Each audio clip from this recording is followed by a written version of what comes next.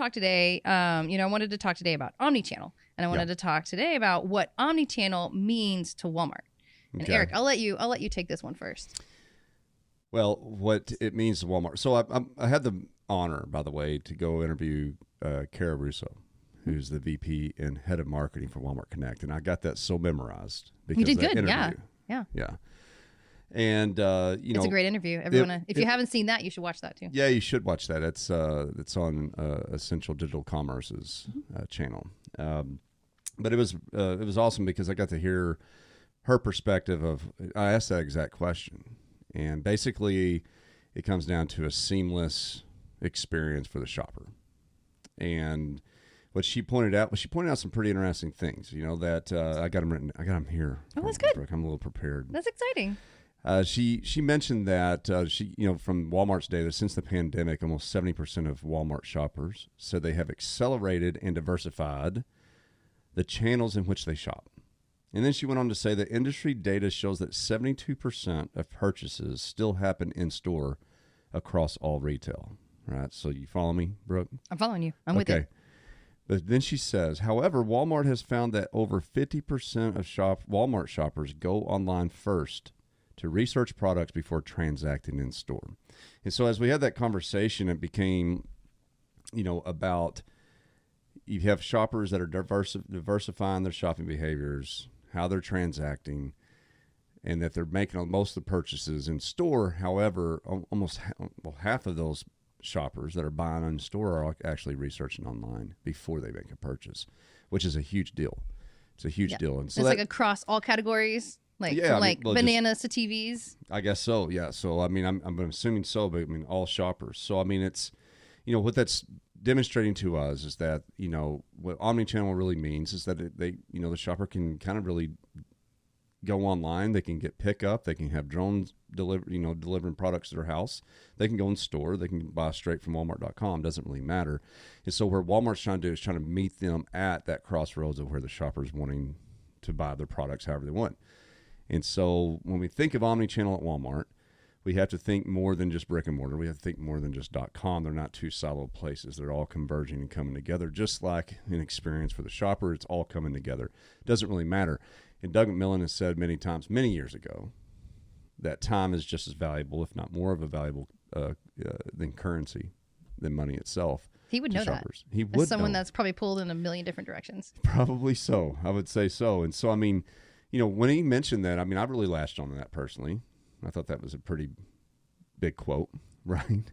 And since we've been involved in Walmart with the Walmart Connected Content Partner Program since 2015, we really have seen that Walmart is taking Walmart to an omnichannel experience, and they're really leading the charge for that, and we give them kudos for that effort. So that's what Walmart, I believe, what omnichannel is to Walmart. That's exciting. And Paul, you used to work at Walmart, right? What did you do when you worked at Walmart? That's true. I was a merchant, actually a .com merchant specifically, back when those existed, over floor care. So vacuum salesman, everybody's favorite. Floor sales? Floor care is the name of the category, but it's basically vacuums. Oh wow, that's exciting. Yeah. Well, so I just want to talk to you about a lot about, just kind of, when we're doing this omni-channel initiative, Walmart's doing it, digital, it means a lot. And so content always comes into play when we're having that conversation. So Paul, as a former merchant, do you think good content helps increase conversions?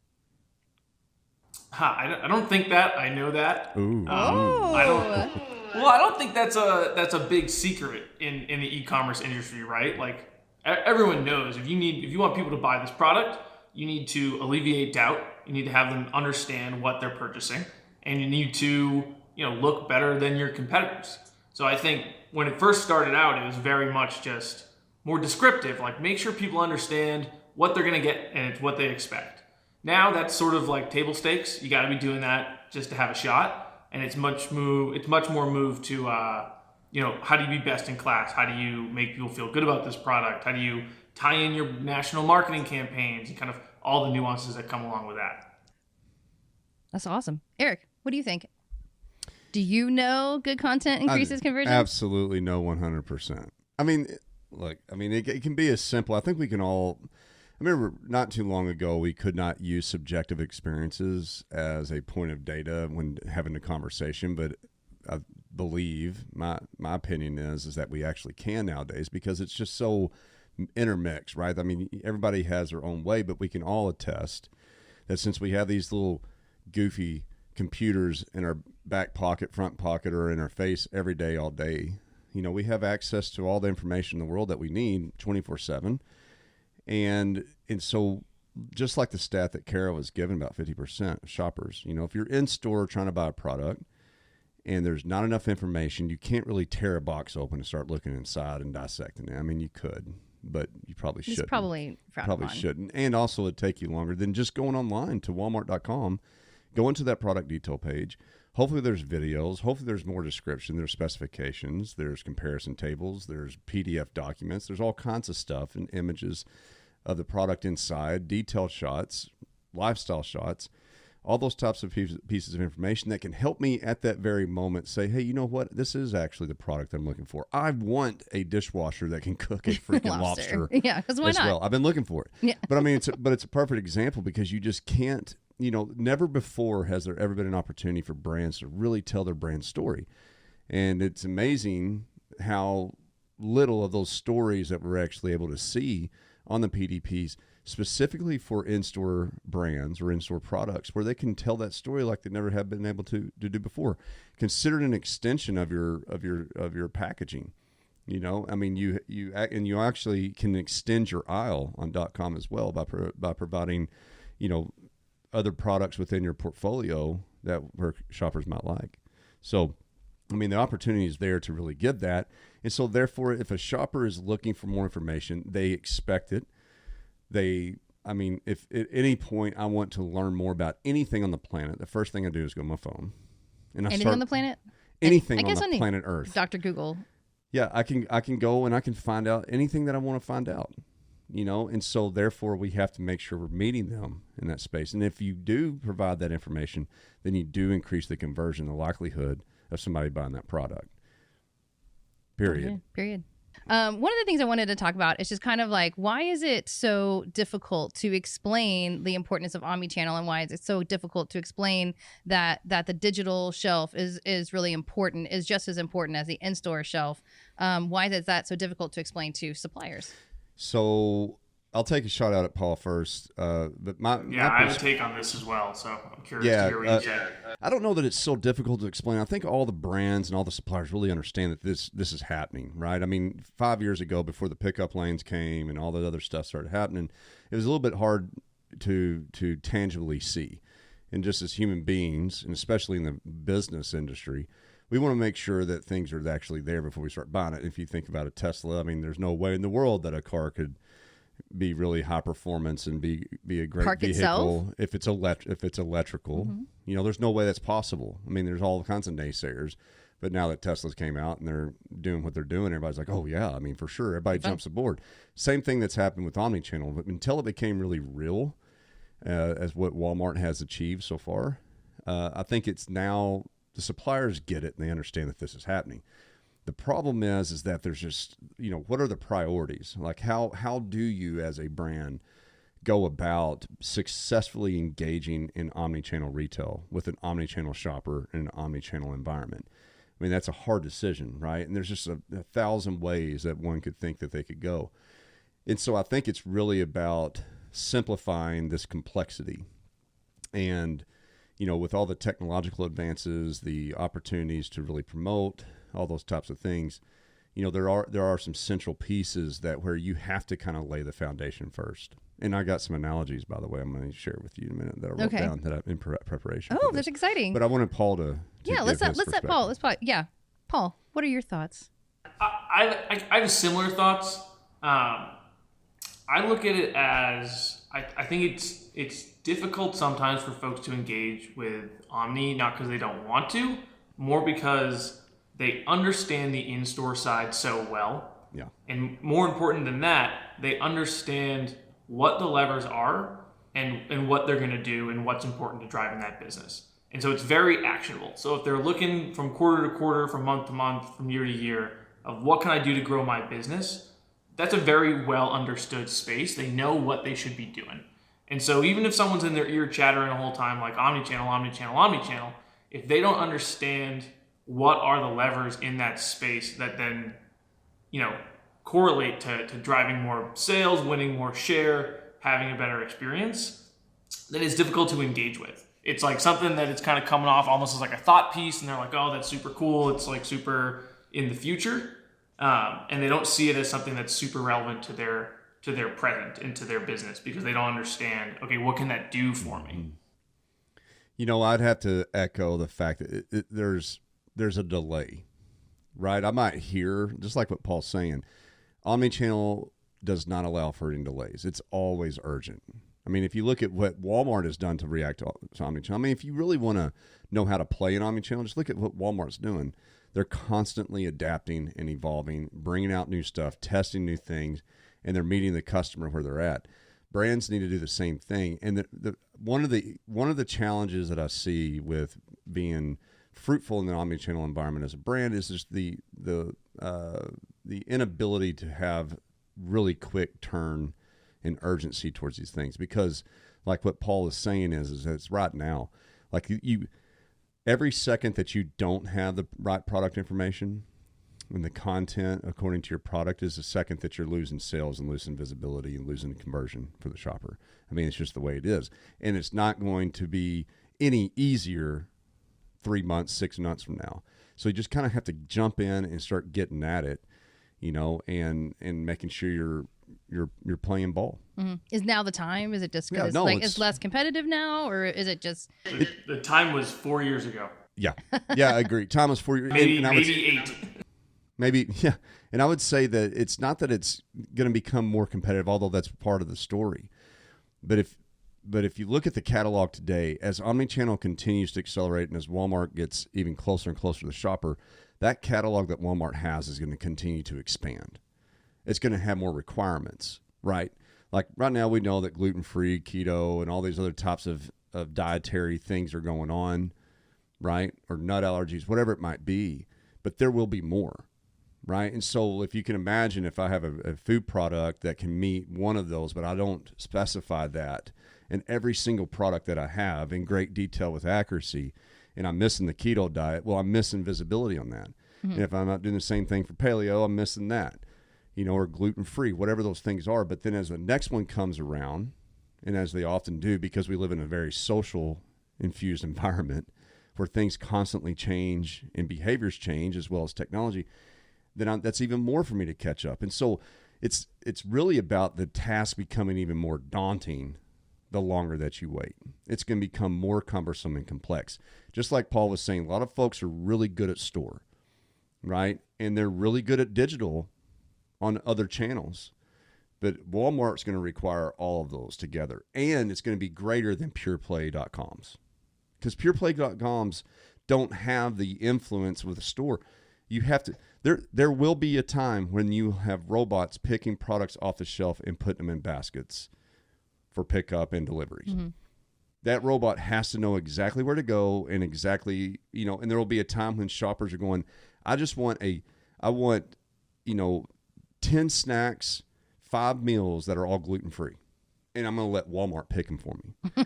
There will be a robot that goes, I understand what you're asking, and it goes and finds in the aisles, and it'll grab those things robotically with algorithms, and it'll put them in the basket, and it'll be drone to your house. Yeah. You won't have to move a muscle. That's another layer of complexity that if you're not a supplier and you don't have all the stuff that you could have in 2022, in that 2025, those things you're going to be missing opportunities in sales. Well, that is terrifying. Luckily... Or it's a great opportunity, right, Paul? Exactly. Luckily. Or it's a great opportunity. I want to circle back, Eric, to a thing you said about, like, there's pure.com. Yep. There's pure in-store, which is, most in-store retailers are more or less pure in-store at this point. And then omnichannel, which is, in my mind, really Walmart's the only people doing it, like, really going after it. Everyone else is sort of dipping their toes in and seeing what happens. Yep.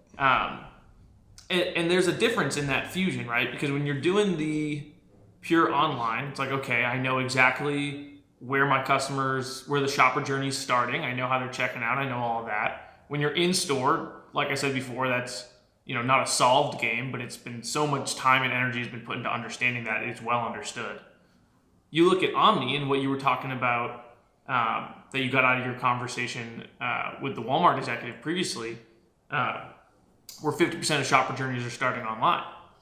And I think that's like the highlight to me there is if you're not putting your best foot forward online, if you're not visible in search, if once they get to that page, they don't like what they see, that's 50% of your shoppers now who you're getting outcompeted on. So you might have put all of this time in the last, potentially decades into growing this incredible brand and this incredible presence across all these in-store retailers.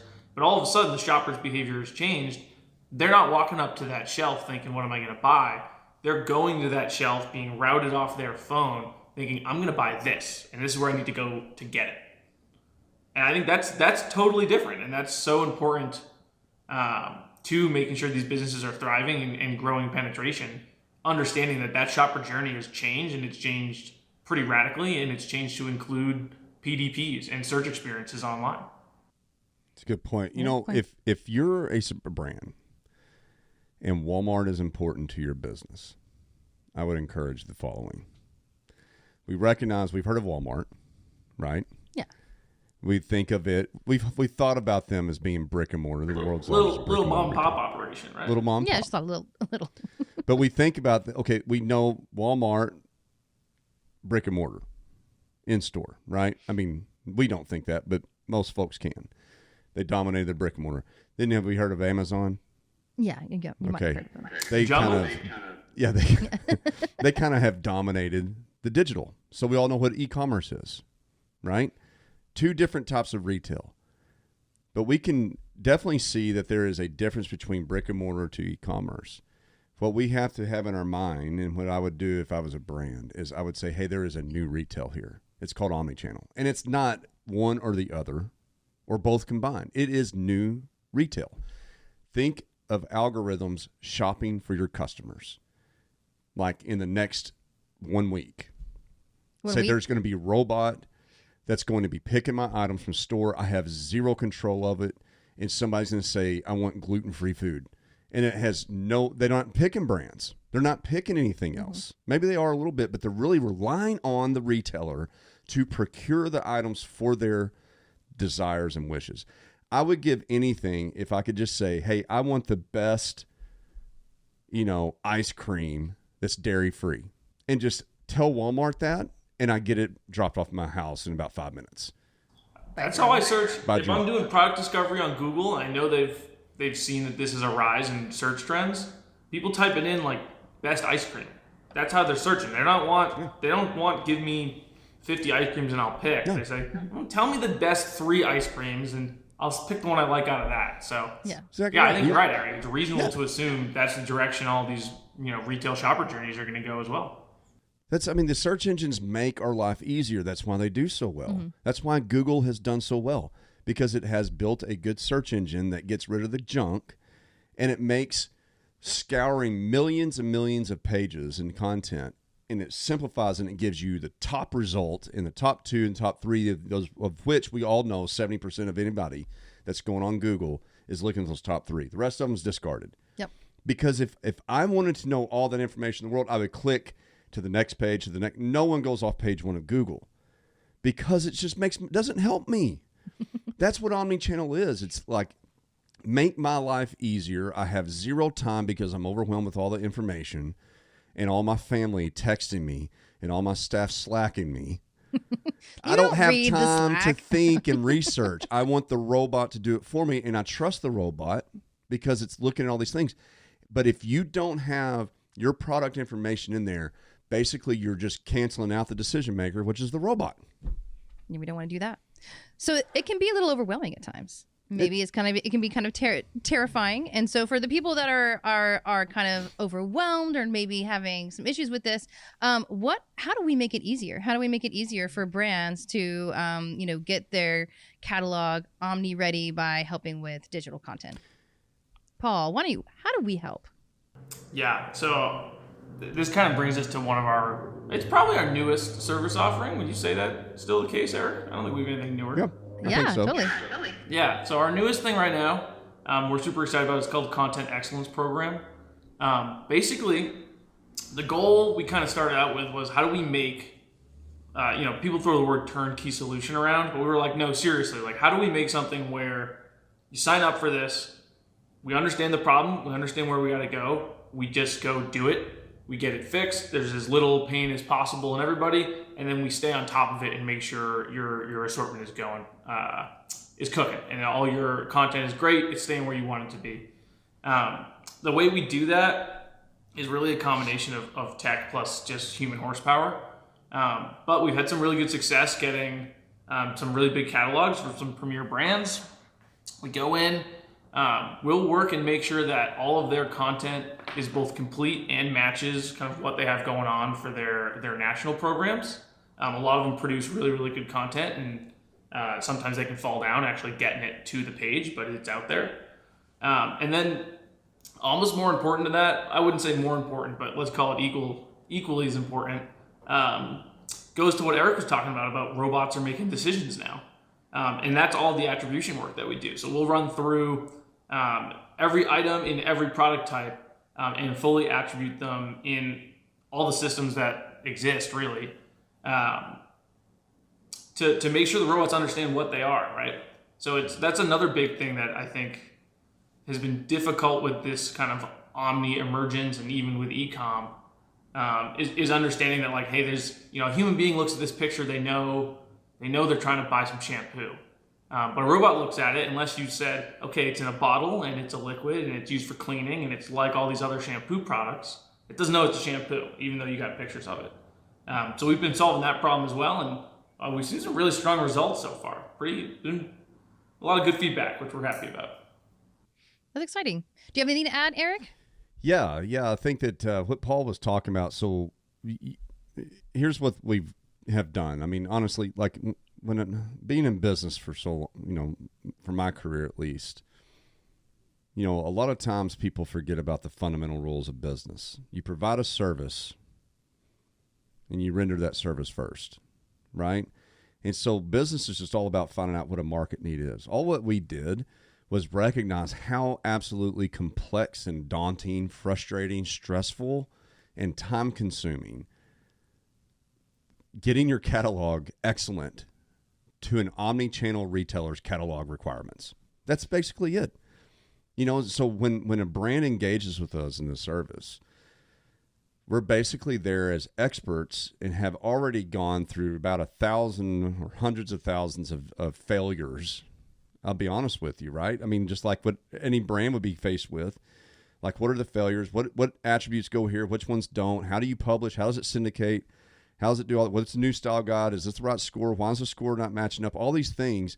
And we take all that burden off the supplier and the brand so they can kind of continue on and work with their merchants to have bigger and greater strategies. And it's the same thing for the merchants at Walmart, right? The merchants are professional procurement, representatives for the world's largest retailer to find the best products to go in store that people want, that shoppers want. They're not supposed to, they're not there to go into a catalog and fix attributes and content on behalf of brands just to make the catalog work a little bit better. It's a daunting task on both sides. And so we come in the middle and we help all parties out. And it's through what Paul was talking about. We have a tech that we've been working on for a long time, SKU Ninja, that we have been developing out for many, many years, specifically dedicated to Walmart and its catalog. Plus, we have experts that have been there since day one, since the Connected Content Partner Program, and even before, understanding optimization, how the robots work, how conversion happens on digital experiences.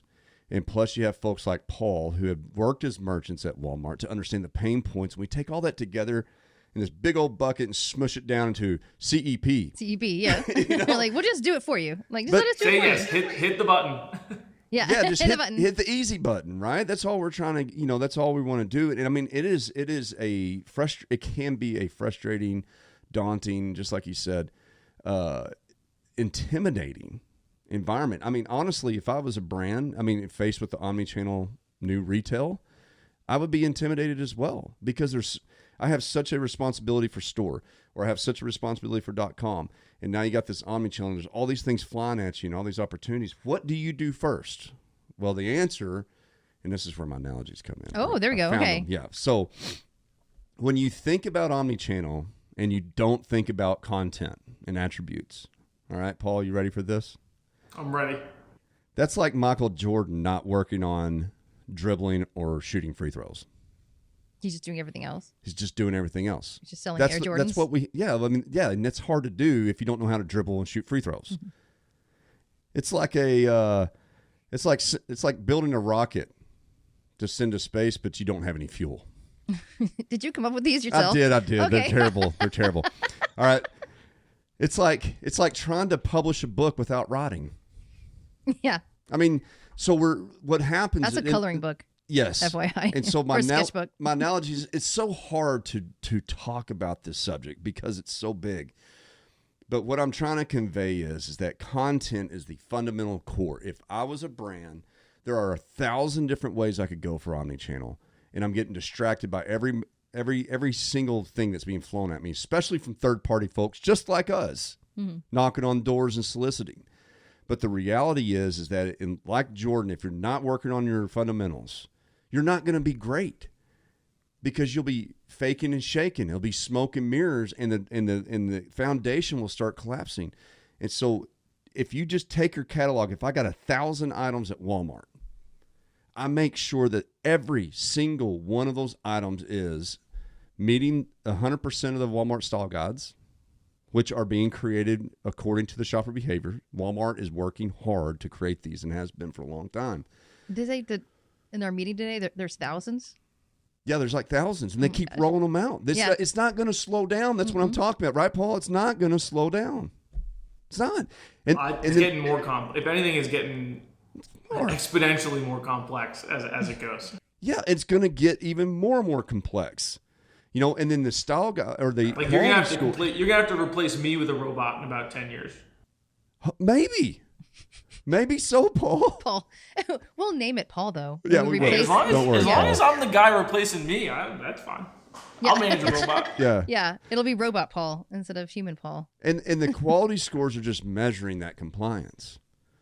And so Walmart is actually trying to help by creating these things, and look, Walmart's got the toughest job, I think, in the world. I mean, greater than any other business I know. How do you make sure that every shopper across the entire globe, in every walk of life, can get their product the most convenient and seamless way possible without friction? That's a hard challenge. Mm-hmm. And so all part of this is they're building these things in this catalog, and they're saying, hey, brand or product, we need this information for that product, and we're going to be watching to see if you have it in the catalog, and if you don't, this is a score, so that way you know what you need to improve. Yeah.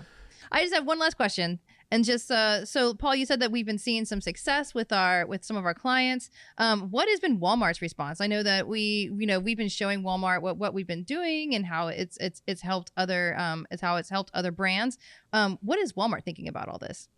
The responses I've seen have largely been at the merchant level, and it's been gratitude is maybe a way to put it. Hey, this content health score that we've been dealing with, all the content is something that, to Eric's earlier point, like, this is not the meat and potatoes of what these people's job is and how they drive their businesses. It is something that needs to get done at a foundational level that is really hairy. And so us coming in and taking care of it and being like, hey, you need this to be 95% quality score. You need this to be style guide compliant. It's done. We did it. We're maintaining it. Here's the proof. Here are the results. Have kind of been like, you can see the weight lift from people just being like, oh, finally, all right, let's get down to it. Let's deepen this partnership. So that's what I've seen. I agree. How about you, Eric? No, I think both brands and the merchants are actually on the same page. They want to move on, right, and get back to what needs to happen. But for sure, we'll move on. But the reality is that if I'm a brand and I got 500 products at Walmart, but then I'm Walmart and I have 320 million of these products on, in the digital ecosystem, I mean, it's a daunting task on both sides, right? But I mean, I think it's about coming together, and that's where we're trying to just get in the middle of this. I mean, honestly, that's what we got ourselves in the middle of this, and I mean, you know, Paul is gracious enough to recognize that. Wait a minute, he's running this program. He knows he has that knowledge, and he knows how to use the tools, and he knows why. Most important reason is why these things are needed, and that keeps driving that perspective and that vision so that you continue to do excellent work, and you continue to evolve that. And so good job, Paul, and thank you for caring about this stuff, and it's complicated and digging in. I mean, you live it, right? He lives in this program. Yeah. It's kind of like program. Paul is. I'm out here, I'm the sacrificial lamb. I care about all of this, and so that other people don't have to. There you go. That's right, Paul. You are CEP, and CEP is you. Your identity is 100% wrapped up into this program. That's great. I know we said that was your last question, but I have one more. And so what about maintaining the content? So yeah, you go and you fix it the first time around, but since everything seems to be changing all the time, you basically have to like not only live it once, but live it all the time and make sure that catalogs stay up to date and you maintain everything, correct?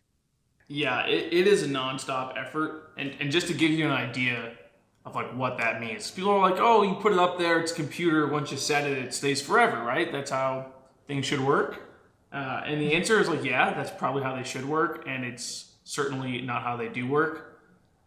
So we had a set of 100 items that we were taking a look at, and we kind of were using this to study this. They were like, well, how often do you have to go back in and change something?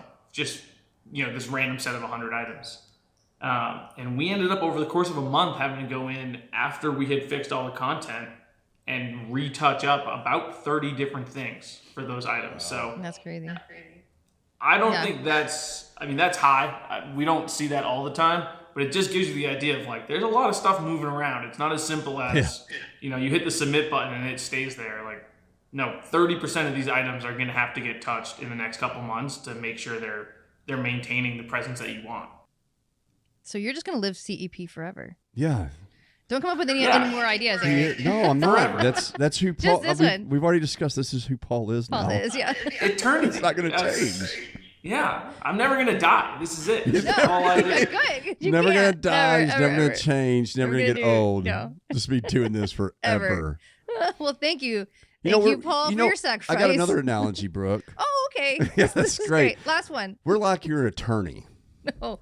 Oh, yeah? You know how like if you have married couple and they're trying to split up and they can't get along and they can't get things figured out, they hire an attorney. Attorneys to mediate for them. For them. We are mediators. We're going to mediate your Walmart content. It's not that people can't, but I mean, like, it's not that folks aren't getting along. It's the fact that we've studied the law. We know the law. We know how to position this. We know what the rules are, and we go in and make it happen.